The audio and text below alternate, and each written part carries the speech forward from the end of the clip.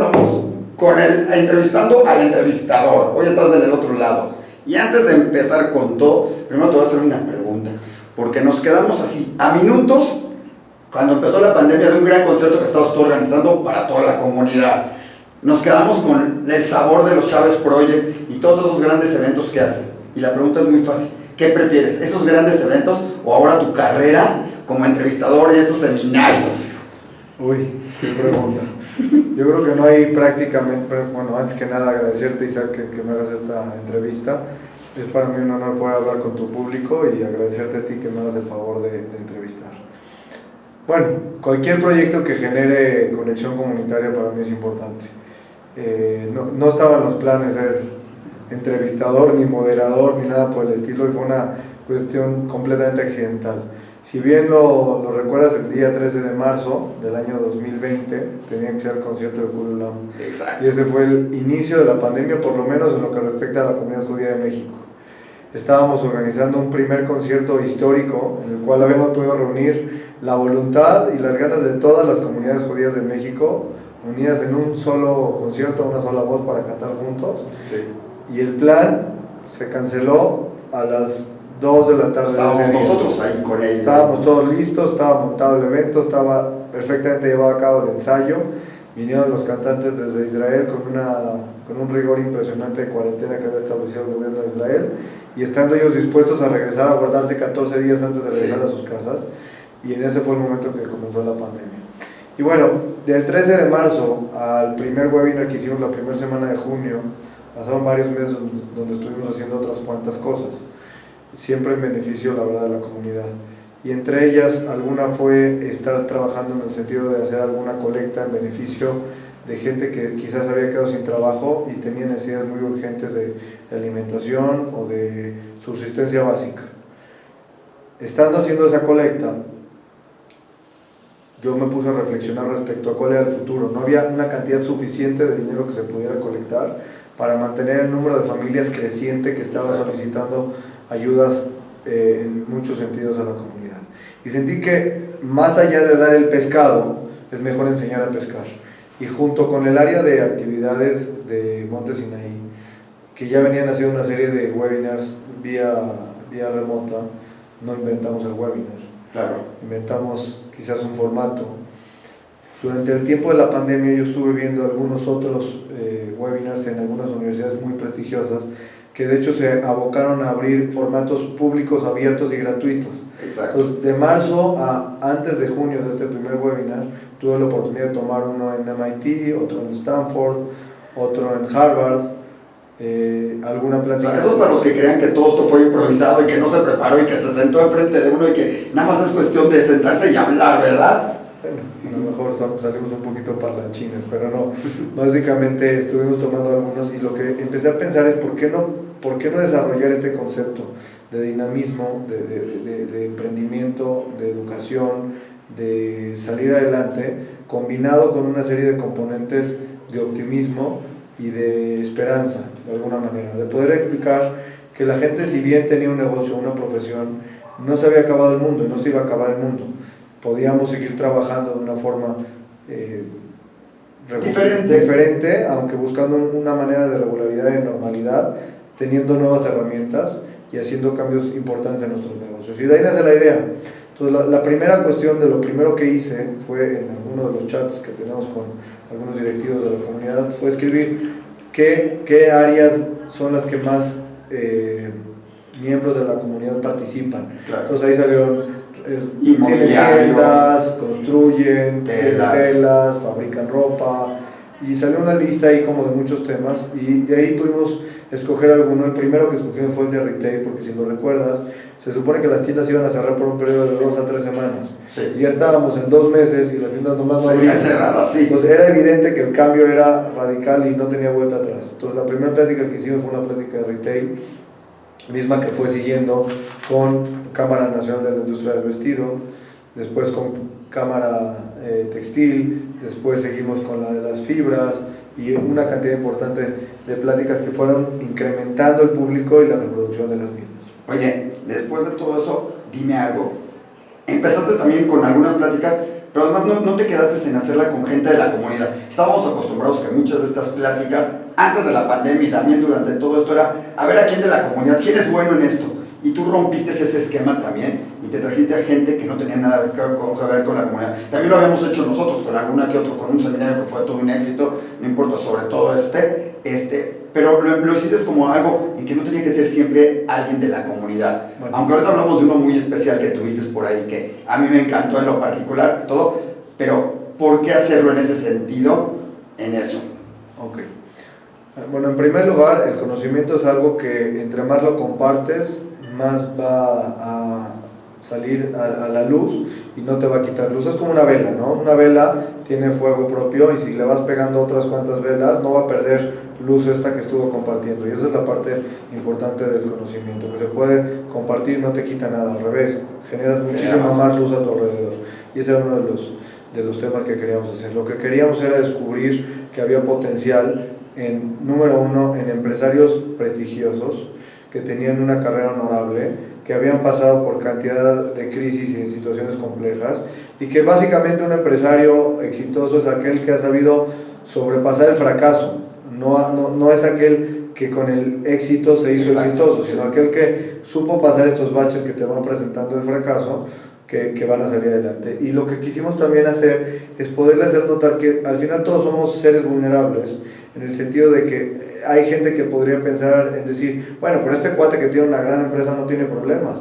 y cuando te ponías a escarbar te dabas cuenta que los problemas de los muy grandes eran más graves que los problemas de los muy chicos. Claro. Ahora, porque muchos pensarían que hijo, te traes al dueño o al presidente de Liverpool, digo, ya lo balconeamos, o al que fue el del Bazar Cuapa, etcétera, y dirías, bueno, pues que esas son mega cosas que no para todo el mundo le acoplaba, y el que estaba buscando trabajo, de repente decir esto no, pero se abrieron muchas oportunidades ahí. Yo recuerdo que salieron hasta oportunidades. Salieron oportunidades, consejos, aprendizajes, mucha conversación muy amena y mucho cambio de pensamiento. Si tú te acuerdas, estábamos contagiados de dos momentos del día muy incómodos.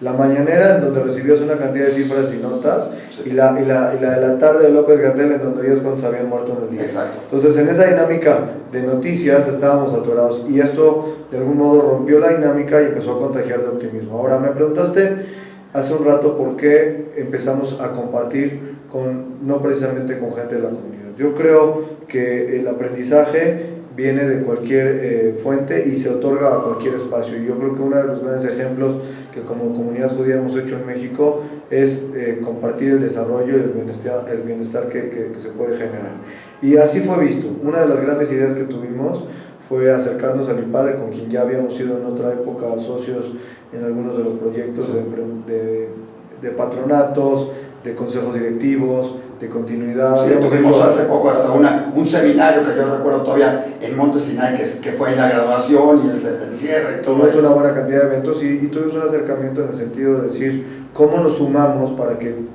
tu público, mis empresarios, tu público, de alguna manera podamos conjugar ciertos eventos que le puedan dar valor al desarrollo de la gente de nuestro país, que finalmente las empresas están lideradas por empresarios, y estos empresarios van a poder contagiar a su gente de alguna manera el bienestar que se puede crear a través de estas fuentes de información que logramos generar. Entonces, la plática tiene algunas características que las sigo cuidando hasta los webinars que estamos haciendo hasta este momento y los de un futuro. La primera es que no trato puntualmente temas coyunturales, no me enfoco efectivamente lo que esté pasando en el día, en el momento, en el mes, o la pandemia per se.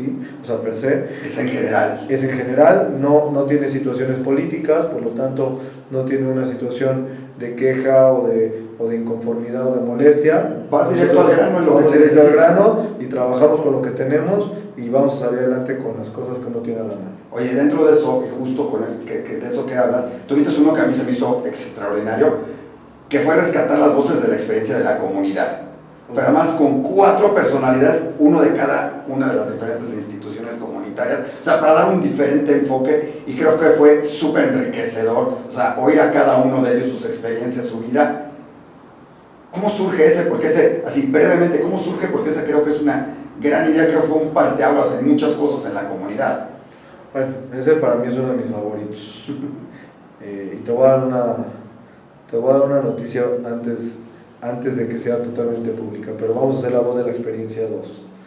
Así es que pronto... Esa yo te sugerí que hicieras, pero hasta con mujeres, caray. Vamos a tener a cualquier persona que cumpla con el perfil que te voy a decir, que es el de la primera plática. ¿Cuál es el perfil? El perfil era encontrar empresarios que hayan tenido, primero que nada, una vida honorable, que hayan presentado casos de éxito a través de toda su experiencia empresarial. Evidentemente, pues buscábamos gente arriba de 75 años. ¿Por qué buscábamos ese perfil? Yo estoy cerca. Buscábamos gente que haya pasado pues prácticamente con todas esas grandes crisis que hemos tenido en México, ¿no? De evaluaciones, temblores, MEX dólar, devaluación del 90, error del 94, temblor del 2017, o sea, alguien que se las haya sabido todas y que nos dé una luz de esperanza. Por eso fue importante la plática de voz de la experiencia, porque tuvo la posibilidad de demostrar que siempre al final del camino, al final del túnel, hay una luz, y vas a salir y va a haber un mejor espacio quizás después de que pases por esa oscuridad tan tremenda, ¿no? Dicen que nunca está más oscuro que cuando va a amanecer. Entonces habría que mostrar que esa oscuridad era pasajera y que vamos a salir a la luz. Y yo creo que eso es lo que hizo grande esa plática, aparte de tener a 4 figuras excepcionales, los 4, cada uno de ellos una persona más increíble, más de respeto de lo que pude haber imaginado que puede llegar a ser esa plática, ¿no? Oye, y dentro de eso que dices tú de la oscuridad, este año igual a ti te tocó duro, con pérdidas familiares, con pérdidas religiosas, sentimentales, con todo eso, ¿sí? ¿Cómo lo viste? ¿Cómo lo ves? ¿Qué te sirvió esto? ¿O qué crees que esto es una experiencia para la gente en ese sentido? Porque a todos tuvimos y sufrimos, pero digo, en lo particular, el rabino, tu papá, todas esas situaciones. Emilio, ¿cómo fue lo personal toda esta época con estos seminarios? Hay muchas discusiones que muchas veces se presentan cuando uno estudia Torah y preguntan en qué papel se encuentra el papá y en qué papel se encuentra el maestro. Tuve la situación más compleja que se me ha presentado en mi vida. Durante el mismo año, que ha sido uno de los años profesionalmente hablando más grandiosos que yo puedo llevar en mi carrera, tuve las 2 pérdidas más grandes que me hubiera podido imaginar. La pérdida de Rav Sachs en noviembre de 2020 fue una gran pérdida, y la pérdida de mi papá en el mes de febrero, sin lugar a dudas, los 2 grandes maestros. Pero algo te voy a platicar que es muy interesante. Gran parte del formato de webinar y el éxito que he tenido es que se ha volcado el corazón en el tema de la ayuda. Y mi primer público y mi gran seguidor y mi gran fan de los webinars era mi papá. Y el primero que aparecía en pantalla era mi papá. Era tu papá. Casualmente acabo de encontrar en algunos de los videos que he estado repasando para revisar algunos detalles, que cuando tienes ese zoom en donde tienes las pantallitas antes del enfoque del ponente, siempre estaba mi papá y como que estaba hablándome, ¿no? Y eso ha sido realmente un bálsamo en este tema del dolor que tú presentas de este año. Definitivamente ha sido un año complejo, pero son los caminos de Dios y son los caminos naturales que tiene la vida. Yo estoy seguro que ese último momento de orgullo que puedo darle a mi papá en muchos sentidos, del trabajo que se estaba haciendo por beneficio de la comunidad que era su pasión, que es Monte Sinaí en ese sentido, y en el sentido de ayudar, que ha sido la educación que nos formó, yo creo que ha creado un parteaguas en ese último momento de su vida muy, muy relevante, ¿no? También te lo complemento, porque a lo mejor lo tienes fuera del cassette, pero en el mes de diciembre también mi hermano Víctor fue nombrado presidente de la Cámara. Y tú fuiste nombrado presidente de la Cámara del Vestido, o sea, profesionalmente les tocó muchas cosas buenas también. Sí. A eso íbamos a lo bueno también, ¿no? Un año muy complejo. Yo creo que hay que tratar de distinguir siempre que es un mundo lleno de equilibrios, ¿no? Sin lugar a dudas vamos a salir adelante de esta pandemia. Yo creo que los webinars lo que han traído son precisamente enseñanzas de vida. Tengo más de 100 personas entrevistadas.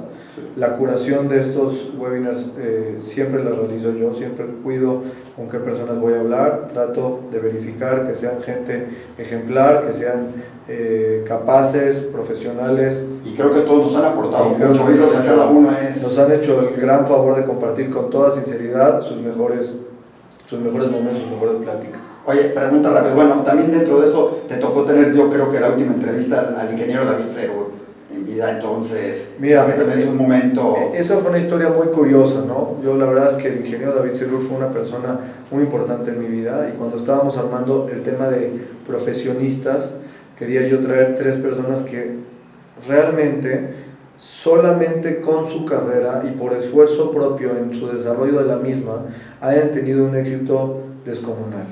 Y tuvimos un panel que esa es mi segunda plática más importante. Yo no sé si ya te lo sabías, pero creo que lo estás descubriendo bastante bien. Para mí, el haber entrevistado al ingeniero David Serur, al doctor Alberto Cabri y a Mark Sadia, que para mí son 3 grandes pilares de la comunidad Monte Sinaí y de la comunidad judía de México, en el sentido de que son profesionistas que aparte durante su tiempo entregaron tiempo o han entregado tiempo para el beneficio de los miembros de la comunidad. Era muy importante. Teníamos que encontrar gente que haya estudiado una carrera, que la haya desarrollado, que haya sido exitosa, que aparte haya realizado trabajo comunitario y que haya tenido un nombre o que tenga un nombre impecable. Entonces, esa fue una entrevista para mí muy especial. Haber entrevistado al ingeniero y haber sido de alguna manera afortunado o desafortunadamente la última persona que tuve la conversación completa con él. Fue un gusto. Te tengo que contar que días antes de su fallecimiento habíamos planeado una larga entrevista que habíamos organizado con sus hijos, y por alguna cuestión de tiempo y situaciones que no se sintió bien un día y otro, esa entrevista no se llevó a cabo. Sin embargo, al fallecer regresé a un Zoom que había grabado casualmente. No todos los Zooms previos de mis entrevistas los grabo, pero ese sí lo había grabado, y fue donde pude rescatar esa última entrevista que pudimos publicar también al fallecimiento de él. Sin lugar a dudas, un ser ejemplar en todos sentidos, sionista, profesionista, amante absoluto del Estado de Israel como pocas personas, un constructor incansable, constructor de la comunidad, claro, de los espacios, de instituciones. El Instituto Cultural México-Israel, forjado, fundado, hecho, bueno, de todo tiene que ver por ahí todos estos, ¿no? Oye, y dentro de eso, justo con Israel, junto con todo esto, tuviste la oportunidad, esa me acuerdo, de otro de tus ídolos que fue Tal Ben Shahar y varios más. Oye, dentro de todo esto, tuviste la oportunidad, como tú dices, de entrevistar a más de 100 personas o de hablar con muchos de ellos. Muchos seguramente te dejan marcado, otros fue difícil. ¿Cuál fue tu momento más difícil con todo esto? O sea, que digas, o sea, ¿qué hago? O sea, no, yo sé que hablas con todos ellos antes, pero algunos son, sí, no te preocupes, ahí lo vemos todo. Bueno,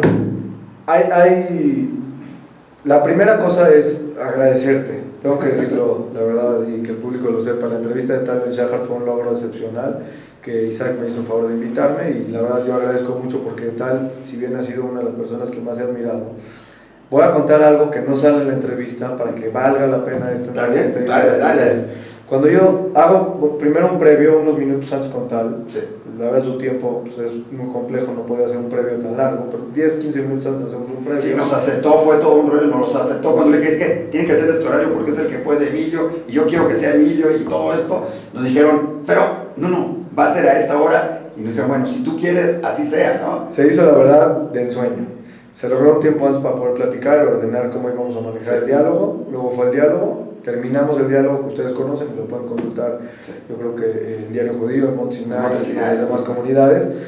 Y terminando me pude quedar a hacerle alguna serie de preguntas que yo personalmente lo hubiera querido hacer, que no eran del foro público. Y una de las que más me... No, te digo, las tengo grabadas algunas. Pues podemos descubrirlas. Podemos descubrirlas. Si la tienes, esta vale la pena. Porque yo había leído sus libros y al mismo tiempo, como tú lo sabes, Isaac, a mí me gusta el tema del estudio de Torah. Sí. Y yo, varios de los conceptos que él presenta en temas de psicología positiva eran conceptos absolutamente claros de la Torah. O sea, no había mucha duda en el sentido de decir, esto se tuvo que haber aprendido de algún lugar. Y entonces le dije, varios de los conceptos que estoy viendo los veo muy enfocados en la Torah. Me dijo, te voy a contar algo.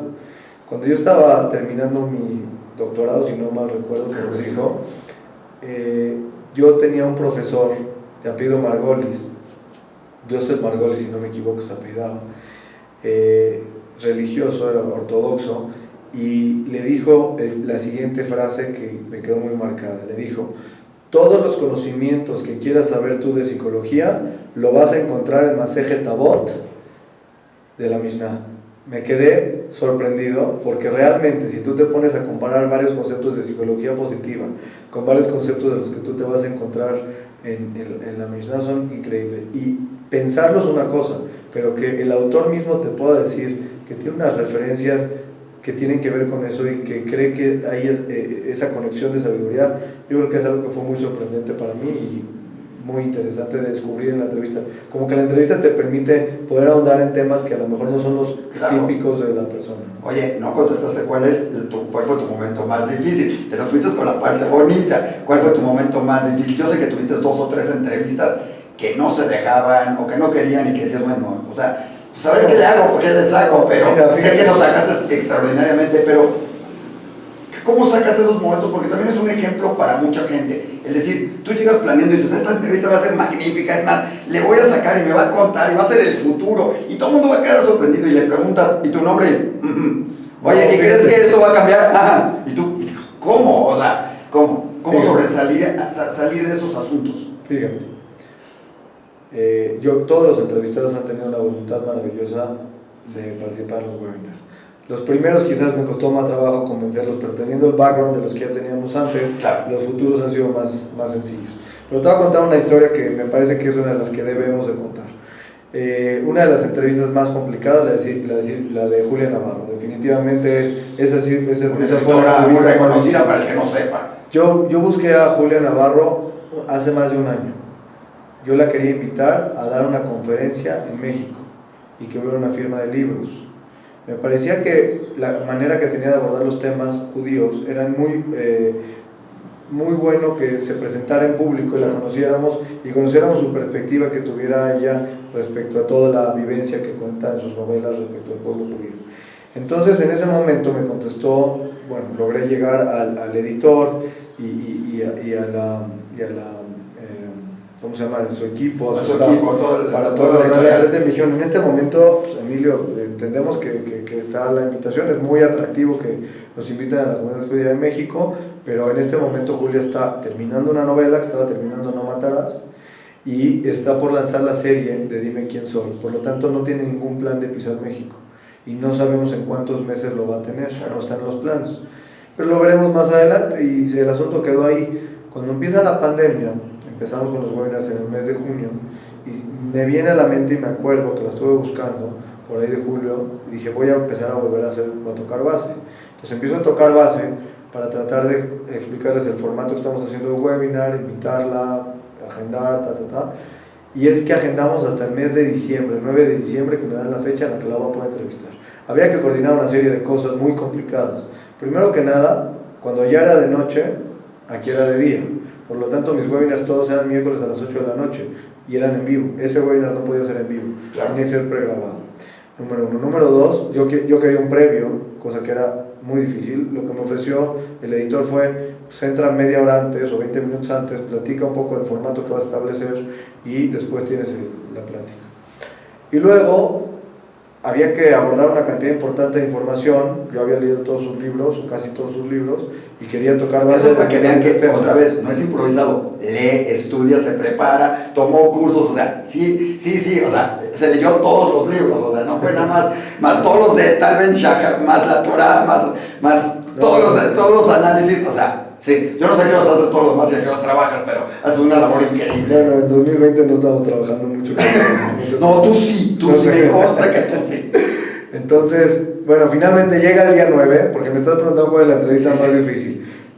Yo preparo un script para cada una de las entrevistas. Este script tenía 7 páginas completas de diferentes maneras de entrar, porque lo que te pasa con una persona inteligente, y fue el caso de Julia, es que va más allá de tus preguntas, y entonces tú crees que te va a contestar como la pregunta 1, 2, 3 y 4, pero ella cuando tú le haces una pregunta te contesta de un sopetón la 1, la 2, la 3 y la 4. O sea, me está sucediendo ahorita eso contigo, no importa, para que vean que es inteligencia, está bien. Entonces quedamos a cierta hora, no me acuerdo exactamente, vamos a decir que quedamos a las 9 de la mañana de México, y ella iba a entrar yo que sé, 15 minutos después. De repente me dice su asistente, me dice, Julia viene un poquito atrasada, pero ya está a punto de conectarse. Le dije, está bien, ya estamos listos. Cuando comenzamos ya tenía yo los papeles, y en eso yo tenía que tener ese previo que me dijeron, más una hora de entrevista. Llega Julia, se sienta, hola Emilio, encantado, mucho gusto de estar contigo, no sé qué. Quiero ofrecer el previo. Me dijo, no, ningún previo. Tengo solamente 40 minutos porque tengo que llegar a recoger a mi hija al doctor, así es que necesito que empieces la entrevista directa. Dije, está bien. Dije, bueno, pero me regalas 5 minutitos más o algo así. No creo, porque si no llego, no me recibe el doctor y pandemia y es muy difícil aquí en Madrid, las cosas no están fáciles. Entonces me hizo empezar de una forma muy abrupta la entrevista. Yo dije, bueno, yo traigo 7 páginas de entrevista, ¿cómo voy a poder lograr sacar toda esta entrevista adelante? Bueno, no me lo vas a creer, pero fue conectando, como te digo, preguntas, de tal manera que los temas se fueron cubriendo a la perfección.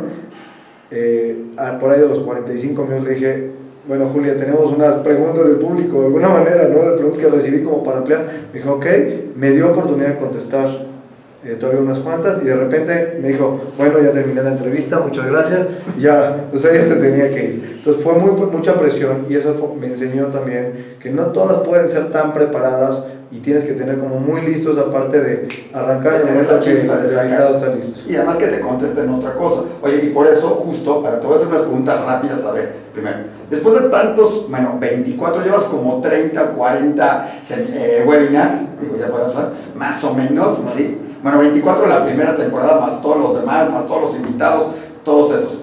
¿Qué prefieres? Porque esto va a seguir. O sea, la situación a lo mejor ya vamos a poder tener eventos presenciales y todo. Entonces, la primera pregunta es, ¿qué prefieres? ¿Webinars por digital o tenerlos presenciales? Ya me preguntaron eso, ya tengo... Entonces ya te lo preguntaron ya. Ya tengo el dilema justamente, que me han preguntado si pasar a eventos físicos o mantenerse en eventos virtuales. Yo creo que se pueden hacer las dos cosas, son 2 momentos diferentes. Hoy estoy en una entrevista contigo en vivo, quizás de las pocas que he hecho presenciales, la mayoría se han hecho por Zoom. Para mí es una herramienta fantástica, me permite cualquier cantidad de cosas. Te permite que entre cantidad de gentes que antes no podían entrar o no iban a llegar. Espacios, horarios, si está en el coche, si está en la casa, si está en Facebook, si está en la tele, si lo quiere ver después en YouTube, si le parece hacer ejercicio oyendo Spotify, si lo quiere escuchar en iTunes, si tiene listas de reproducción. O sea, es un abanico infinito de posibilidades de audiencia que puedes tener. Nada más para darte una idea, el webinar más sencillo que quizás ha habido una audiencia de unas 180 o algo así personas, y el que más tiene casi 50,000 reproducciones. Claro, los hemos visto. O sea, ese número de personas que lo han podido ver es un número que en físico no lo tendrías. Contener. Ha habido algunos webinars en donde, te doy un ejemplo, la plática de José Medina Mora o la de Alejandro Soberón, llegaban a tener, entre la cantidad de gente conectada vía Zoom y vía Facebook, había alrededor de 1,500 personas. Sí. Si en cada casa había más de una persona viéndolo, que es muy probable porque sucedía eso en casa, ponte que tuviéramos en la mitad de esas casas otros 50% más, 2,750 personas en vivo. Claro. Dime un espacio comunitario que tenga la capacidad de... Y que se preste para todo eso, y además tener a los invitados como Julia Navarro, que ahora ya no la tuviste que traer. Ahora, toma en cuenta que cuando hacemos la invitación o haremos la invitación es, coordina que esa semana pueda viajar, que tome el avión, que no tenga un evento familiar, que se quede en el hotel que necesites que se quede, que tenga sus dietas establecidas de alimentación que tengas que cubrir, que tenga que tocar base en ciertos puntos durante su viaje. Y aquí no es mucho más sencillo. Le pides que tenga computadora, micrófono y audífono. ¿Sí? Y viene y corre. Y una hora libre para que lo tenga sin tener que ir corriendo por la hija. Pero bueno. Entonces, si el dilema es físico o digital, yo me siento más cómodo en el digital. No me costaría trabajo definitivamente hacerlo físico, pero sí son 2 mundos completamente diferentes. Definitivamente. Oye, otra rápida. Después de tantas pláticas y todo, ¿qué es mejor, coser o construir? ¿Qué aprendiste? A ver, te puse en problemas porque además eres presidente de la Cámara del Vestido, así que... ¿O qué aprendiste es mejor? ¿Qué es el futuro? ¿Hacia qué vamos? Yo creo que uno de los grandes éxitos de los webinars, y lo hemos podido comprobar, es que todos ellos han sido de alguna manera una mentoría propia. O sea, como si yo hubiera sentado a estas personas enfrente de mí y les hubiera llamado a decir, a ver, me quiero tomar un café contigo para que me des un consejo. Creo que eso es lo que ha hecho que sea tan bueno y tan jugoso el diálogo que hemos tenido, ¿no? Entonces, si tú me preguntas ¿para qué me ha servido? Que es el sentido un poco de lo que me estás diciendo, pues la verdad me ha servido para todo.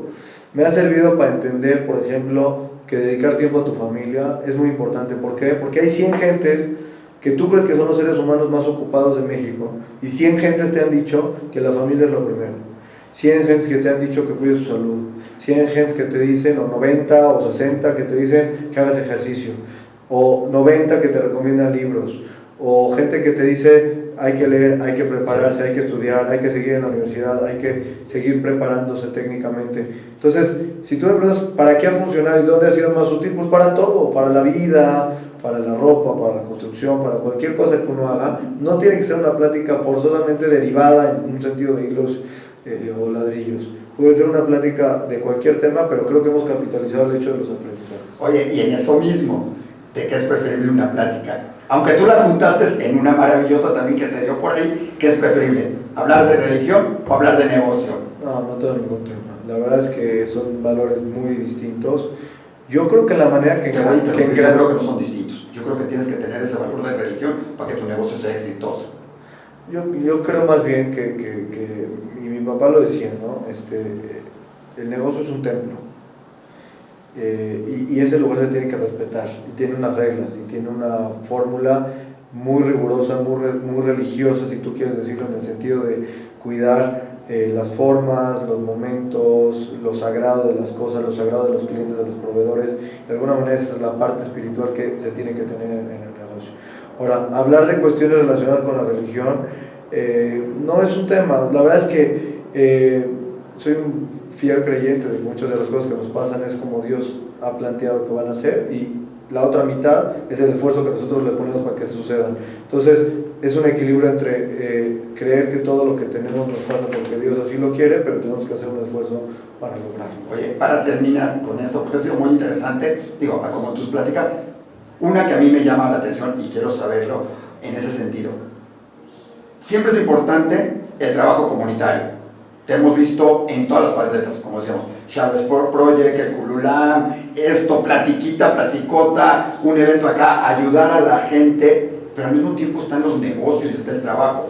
Hoy con nuevas responsabilidades también, con una variables que se vino una pandemia que cambió y que muchos dirán, es que, ¿cómo trabajar en la comunidad? Si primero hay que sacar a la familia, hay que sacar todo esto, ¿cómo combinarlo? ¿Cómo hacerlo? Porque creo que eso es un mensaje importante, porque algo que no dejaste de hacer tú, con todas las adversidades que se pudieron dar en el camino, y más de uno más, voluntarios en la comunidad, trabajadores, presidentes de instituciones, no lo dejaron de hacer con todo esto. ¿Cómo combinarlo? ¿Cómo hacerlo? Porque uno dice, bueno, lo puedes hacer cuando ya tienes resuelta tu vida y ya eres a lo mejor multimillonario y todo, pero vemos a gente de todos los niveles trabajando en la comunidad, dando ese esfuerzo, haciendo seminarios, haciendo todo esto y dedicándole tiempo y todo. ¿Cuál sería el mensaje? ¿Cómo hacerlo? Porque el trabajo comunitario, muchos dirán, esto no es trabajo comunitario, fueron seminarios, está padre y todo. Su trabajo comunitario de educar, de preparar, de tener algo, como la comunidad Monte Sinaí y como toda la comunidad. ¿Cómo hacerlo? Mira, yo tengo la fortuna de trabajar en una comunidad donde hay una cantidad importante de directivos que tienen una pasión y un amor por ayudar impresionante. Y alguna vez escuché algo que aplica para la pregunta que me acabas de hacer. Si tú dices cuando tenga tiempo voy a salir a ayudar, posiblemente nunca tengas tiempo y nunca vayas a salir a ayudar. Si tienes una visión exactamente al revés a eso y dices yo voy a empezar a ayudar siempre haciéndome un espacio para poder dar un poco de mí, entonces lo demás se va a acomodar para que tú tengas la posibilidad de seguir haciendo esa labor que para nosotros, para los que hemos salido de estas líneas por ejemplo, de Monte Sinaí o de la educación que recibimos de casa de mis padres, del trabajo comunitario. Creo que cuando tú pones que forma parte de tu agenda, de tus prioridades que tienes en la vida, lo demás se va a acomodar. Y todo cabe, nada más hay que tratar de tener equilibrios. Lógicamente que hay momentos donde hay saturaciones y esas son complicadas, y creo que parte del secreto es en cómo administras esas habilidades que tienes, esa fortuna que a veces Dios nos ha dado para poder estar haciendo una serie de temas y de cosas que vayan en beneficio, primero, tuyo, en tu jerarquía de cosas, tuyo, de tu familia, de tus amigos, de tu entorno y de la comunidad que te rodea, definitivamente, porque tienes que estar bien tú para que todos los demás espacios puedan verse beneficiados. Oye, quiero aprovechar la oportunidad, aparte de agradecerte a ti por todos estos seminarios, webinars, como los quieran llamar, por todo lo que has hecho, por todo lo que trabajas, Ya te veremos, yo ya te dije que yo ya te nominé para ciertos puestos en varias comunidades o en una cosa en particular, ya te veremos. Cuando estés ahí te acuerdas que yo lo dije, por favor. Pero fuera de eso, felicitarte por el equipo de trabajo con el que has hecho todos estos seminarios. No quiero dejar pasar a Alicia, a Emilio, a cada uno de los que forman parte, porque esto no es trabajo, o sea, están ahí, son los que están en los fierros, los que te presentan, los que organizan, los que se sientan a hablar, los que plantean, los que discuten, y los que cada uno hizo un gran equipo. Y sí quiero felicitarlos, porque desde el presidente de Monte Sinai hasta muchos otros que no los vemos todo, pero que están ahí trabajando, prendiendo el aparatito para que se vea bien la proyección, editándolo, preparando y todo eso, creo que merecen una felicitación porque han hecho un trabajo impresionante. La gente cree, no nada más contigo, en todas las comunidades también. La gente cree que es bien sencillo, abres un Zoom y le pones que empiece y que Sí. ya arrancó, pero no es así de fácil. La verdad es que hay un trabajo increíble de gente, que lo he dicho en repetidas ocasiones durante los webinars, y gracias por habérmelo vuelto a traer aquí sobre la mesa. Primero que nada, el equipo que ha habido técnico en muchos sentidos en Monte Sinai, tanto de edición, diseño, la parte técnica de manejar Zoom, que no es una cosa sencilla. Parece que es sencillo, pero no cuando lo estás llevando al nivel que se ha alcanzado. El nivel que se ha alcanzado es de más alto nivel. Les puedo decir, he tenido, gracias a Dios, durante también este año, la oportunidad de estar en foros que me han invitado, por ejemplo, de la UNAM, en foros... Bueno, estuviste en el mundo de innovación, del mundo ejecutivo. He estado en varios foros de universidades, de escuelas, donde creen que es muy fácil y técnicamente nadie resuelve como se resuelve en este equipo. Este es un equipo increíble. Doris, Michelle, Alicia, Marlene, Emilio, Rosy, Gina, todos han sido un equipo excepcional, pero sin lugar a dudas, la plataforma más maravillosa que hay es la comunidad y sus voluntarios que hay, y todos, tanto el que está en ayudas, en beneficencia, en tesorería, ocupándose de infraestructura, de seguridad, todo el mundo hace un trabajo excepcional.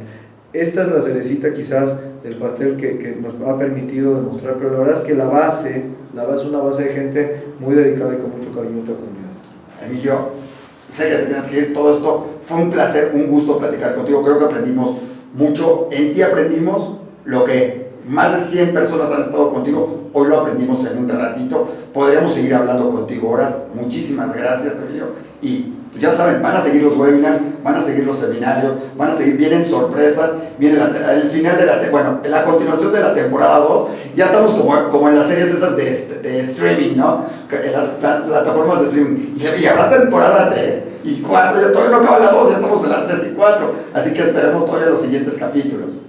Mira, termino con esto, Isaac. Primero que nada, agradeciéndote la entrevista, sin lugar a dudas, y preparé unos videos que con mucho gusto te comparto, en el cual traté de extraer al menos uno de los mejores comentarios de cada uno de los ponentes para poder sacar como un pequeño resumen rápido de las grandes aprendizajes. Fue un trabajo excepcional que me ayudó ahí Alegre Atri con una edición impecable del trabajo para poder rescatar esa palabra o esa frase fundamental que dijo la persona y se te tiene que quedar grabada. Y en ese video yo tengo una introducción que vale la pena que lo incluyas, en el cual digo que esto ha sido como tener un curso en las mejores universidades del mundo, claro, de forma gratuita y en la comodidad del hogar. La gente que realmente los ha aprovechado le ha sacado jugo y ha aprendido mucho. Te puedo contar de llamadas, mensajes, correos y situaciones que hemos podido ver que le han dado beneficio a la gente. La gente que quiere aprender encuentra los caminos para aprender y salir adelante.